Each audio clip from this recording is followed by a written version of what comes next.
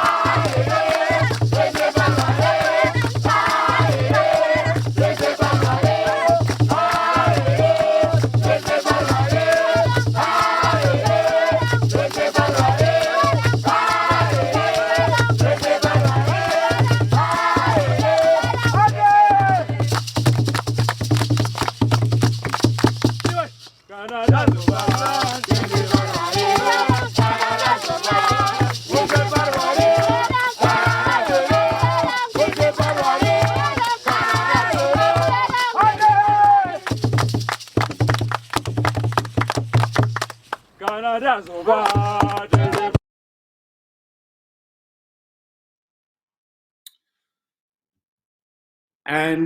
greetings. A warm welcome to Pan-African Unity or Perish, a call for the abolition of neocolonialism. My name is Nigel Stewart, founder and director of the School of Pan-African Thought, and I'm honored and proud to be your host for the first day of this historic convention. Over the next 3 days, we have an incredible schedule of keynotes, masterclasses, and talks centered around ideas for African liberation and decolonization. So I want you to get ready for 3 days of disruptive ideas, groundbreaking insights, as we bring together a host of revolutionary minds to reflect on what neocolonialism is in all its aspects. The purpose of the convention is to peek behind the curtain of the political and economic systems that continue to oppress African people, both home and abroad.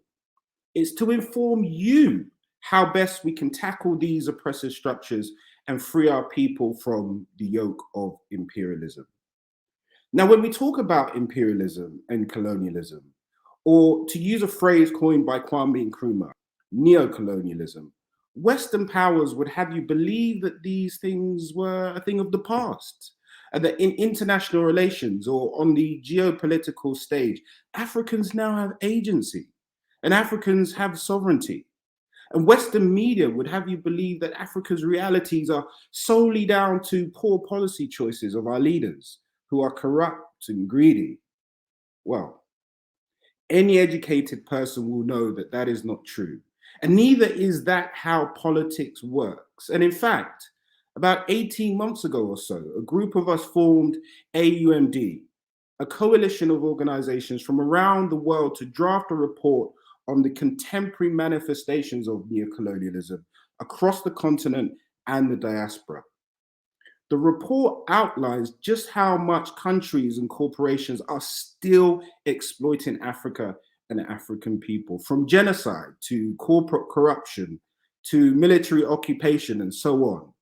Now, I believe a link to that report is somewhere in the chat or around the stage, but I strongly encourage you to read it. It also features a list of demands that we must insist on to end this exploitation.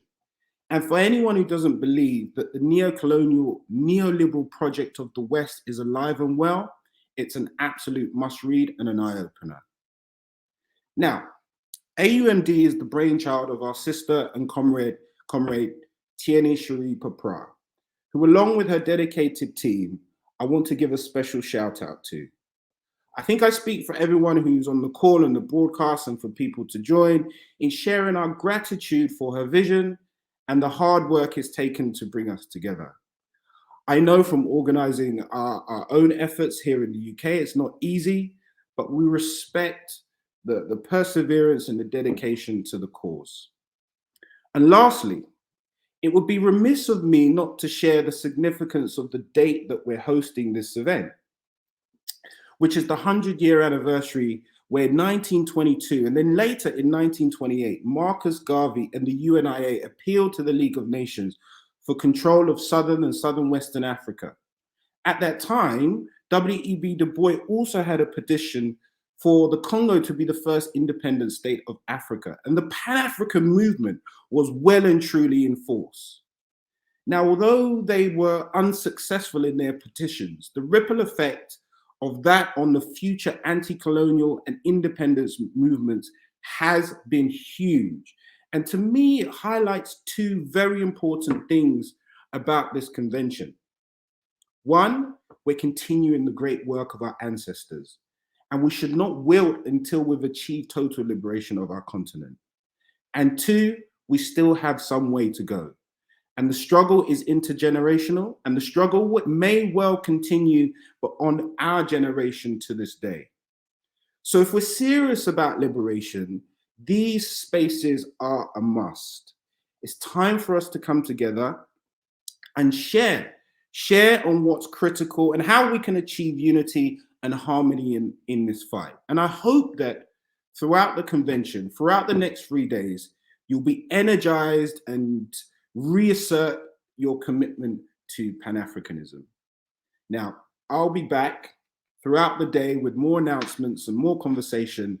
But for now, I want everyone here who's up early in the morning or from wherever you are around the world to join me in welcoming to the stage founder and director of WCC and the brainchild of this convention, Sister Tierney Peprah, who's somewhere around, I believe. Thank you for the warm welcome, Nigel, and good morning to everyone. Thank you so much for attending. Welcome to Pan-African Unity, our parish, a call for the abolition of neocolonialism. As my brother Nigel has said, my name is Tierney Peprah. I'm one of the founders of We Charge Colonialism, an organization that focuses on putting a lens on the issue of colonialism, neocolonialism, and really trying to get the word out that we're still being colonized as a people. And I'm also one of the co-founders of AUMD, Africa Unity Movement for Decolonization. Just to tell you about some of the organizations that are also a part of this coalition, we have the All African People's Revolutionary Party, African Continental Unity Party, Center of Pan-African Thought. We have Friends of the Congo, the International People's Democratic Uhuru Movement. We have Citoyen Socialiste pour Sauve Haïti, that's CASA for short. We have Movement for African Emancipation, Pan-African Congress of Azania. We have State 55, and again, we have We Charge Colonialism. To kind of give you a little bit of the vision behind this event, this 3-day event that we're going to be engaging in, the vision was really inspired by the Pan-African Congress of 1945. That was the 5th Pan-African Congress. Many of you may know about it, but just to give you a brief overview, and I encourage, if you have not heard of it, to definitely do research. Some of the people who were instrumental in the organizing of this event were George Padmore, W.E.B. Du Bois, you had Paul Robeson, Adam Clayton Powell attending. You also had some of our legendary African-based leaders who would go on to lead their countries to revolution, so such as Kwame Nkrumah, Nnamdi Azikiwe, and Jomo Kenyatta. So this was a very powerful meeting amongst many of the best and brightest minds about what was happening with African people at that particular moment. As we know, in 1945, colonialism, formal colonialism, was still intact. And because of that, they had to gather and strategize about how are we going to overturn this system. And you can say that this meeting really did have an instrumental role in the decolonization movements that spread throughout Africa. I just want to read a little bit from the website blackpast.org. It says, Congress participants unequivocally demanded an end to colonialism in Africa and urged colonial subjects to use strikes and boycotts to end the continent's social, economic, and political exploitation by colonial powers. The article goes on to say, while the Pan-African Congresses lacked financial and political power, they helped to increase international awareness of racism and colonialism and lay the foundation for the political independence of African nations. And that's really the vision of what we're trying to do right now. We might not have the financial power, we might not have the political power, but what we certainly have is a voice as African people. All of us, different organizations from throughout the diaspora and throughout the African continent, can say that we are victims of colonialism. And the modern manifestation we know of colonialism does not look the same as it did in 1945. Now we have states that are per se independent. Now we have countries that say that they are sovereign, but they're never really not sovereign, are they? When you're being controlled by the West, when you're being controlled by the US, when you're being controlled by these countries with outside interests, we cannot say that colonialism has ended. In fact, Osojifo Kwame Nkrumah pointed out that neocolonialism is even more insidious than colonialism, if you think about it, because it robs us of an identifiable oppressor. Whereas back in 1945, it was very clear who was colonizing who. Today, it's not so clear. Now we have multiple corporations. Now we have NGOs. Now we have international organizations all working cooperatively for the same agenda: to control the African continent, to control the African people, to control African resources, to control our bodies, our minds, and our spirits. This is something that's a lot more insidious and a lot more hidden. For that reason, we have to, as African people, turn our minds away from these from a lot of the symptoms of colonialism and really focus in on what our actual overall problem is. The problem is that colonialism, while it was morphed into something else, it's still present and it's still causing the death, it's still causing the destruction, it's still causing famines, it's still causing wars, it's still causing murders, it's still causing violence on African people. As Nigel said, I would definitely encourage you all, if you have not read the declaration that AUMD collaboratively put together to outline neo-colonialism that we all experience, whether you're inside of a continental African country, whether you're inside of the Caribbean, whether you're inside of a Western country, we're all experiencing this at the same time, although it may look different based on what country you're in. So I definitely encourage you to look through that. I also want to say before we switch gears that AUMD, again, we're a coalition of different organizations. We're definitely looking to continue work beyond this convention. And so if you are an organizer or connected to an organization, we encourage you to contact AUMD. You can email us at aumd1884@gmail.com. So with that, I'm going to introduce the Vice Chancellor, Victor Ngonidzashe Muzvidziwa of Midlands State University inside of Zimbabwe.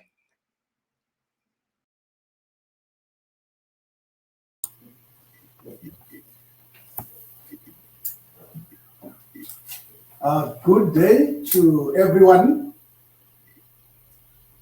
distinguished guests, conference organizers, presenters, ladies and gentlemen. It is my singular honor and privilege to warmly welcome you to this year's historical convention, which is being jointly hosted by the Midlands State University and the African Unity Movement for Decolonization.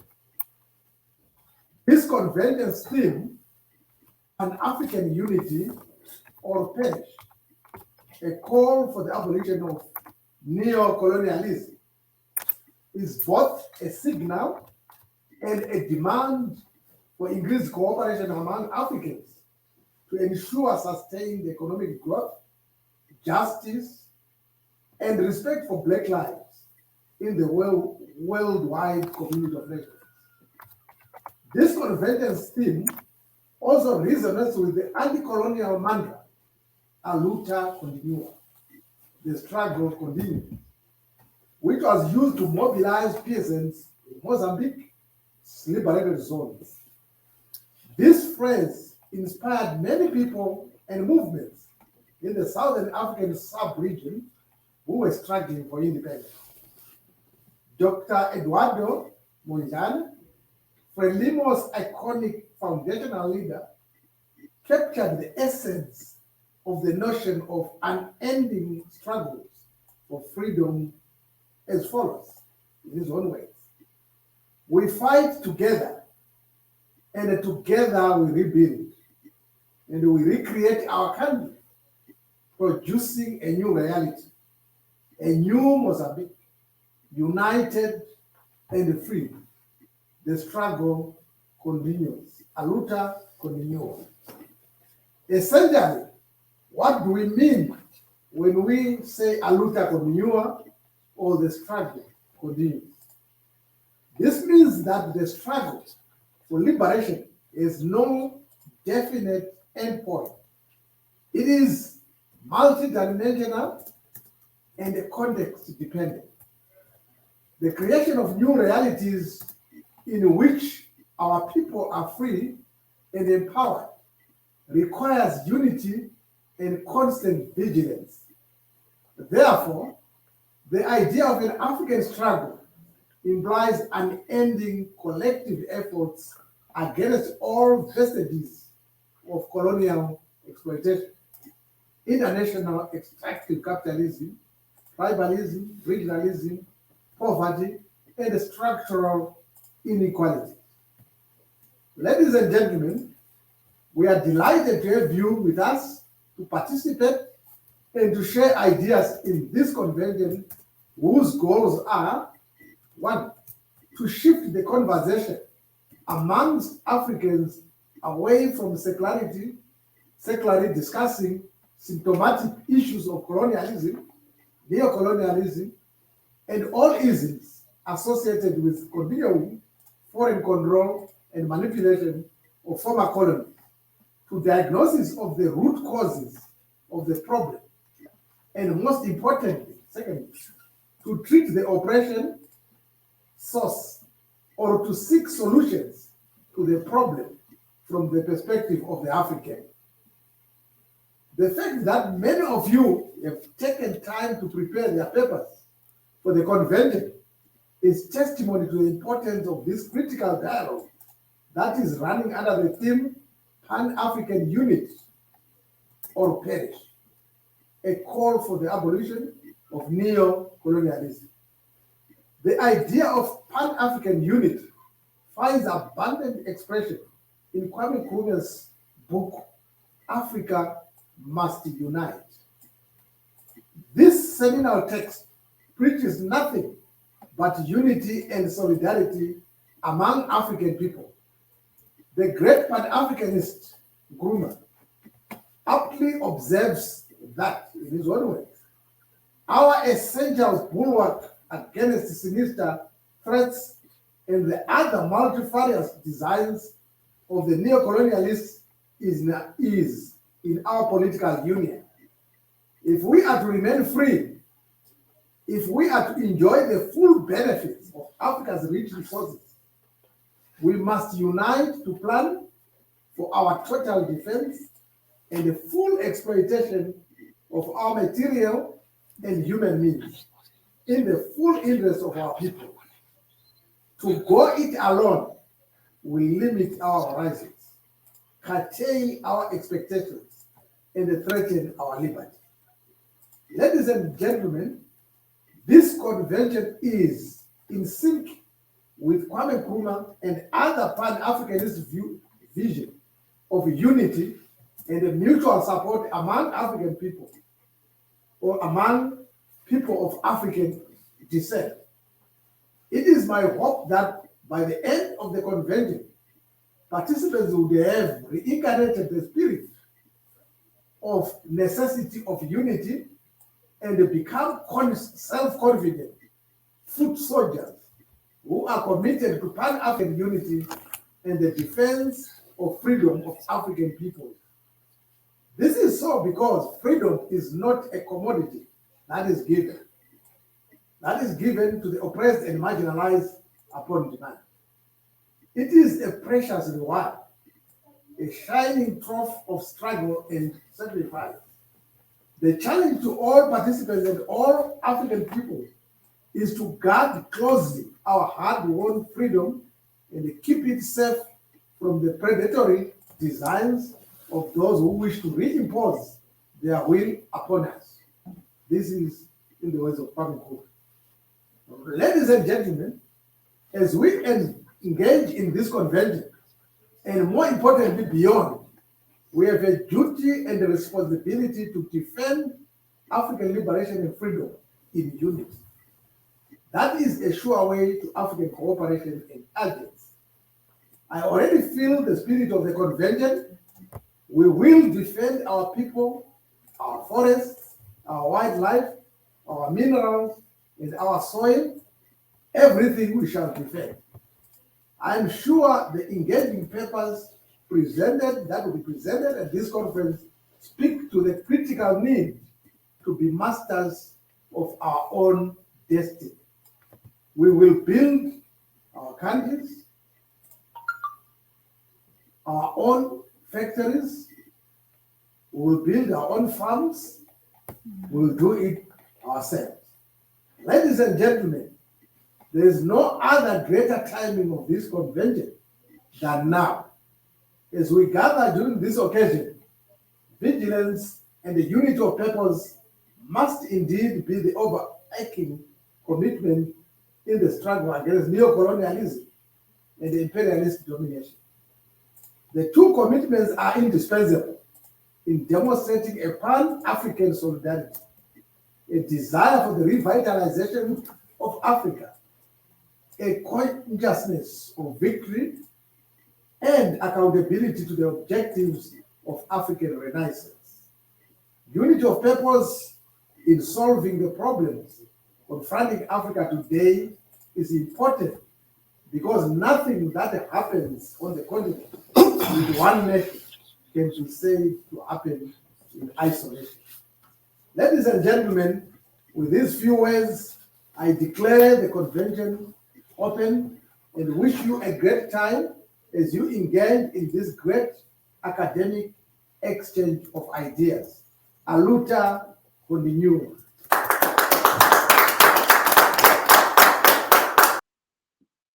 Thank you, Professor, for those very apt and powerful words. And I agree with you.